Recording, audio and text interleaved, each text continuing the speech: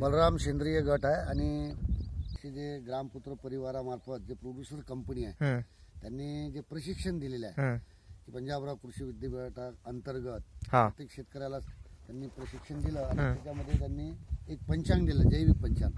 त्या जैविक पंचांगामध्ये तारखा दिलेल्या आहे, साधारणतः मुळा कधी पेरायचा, हरभरा कधी पेरायचा, म्हणजे नक्षत्रानुसार पेरणी केली.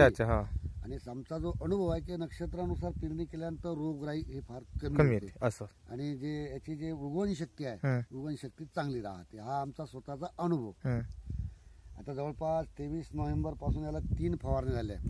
त्यांनी तरळ खत बनवायला सांगितलं. त्याच्यामध्ये 5 प्रकारच्या वनस्पत्या, जसं बेसरमचा पाला, सीताफळाचा पाला हे 2-2 किलो आणि 5 किलो आपला निंबाचा पाला. असं दुसरं सगळ्यात महत्वाचं की S9 कल्चर जे त्यांनी दिलेलं होतं त्याचे आम्ही कंपोस्ट खत केलेलं आहे. असं आम्ही पूर्वी काय करत होतो की आणले की सरके आम्ही ट्रायला टाकून देऊ. त्याच्यामुळे प्रॉब्लेम हा होत जाय की आम्हाला उत्पन्न तर व्हायचं नाही, पण होमनी अळीचा जास्त प्रभाव.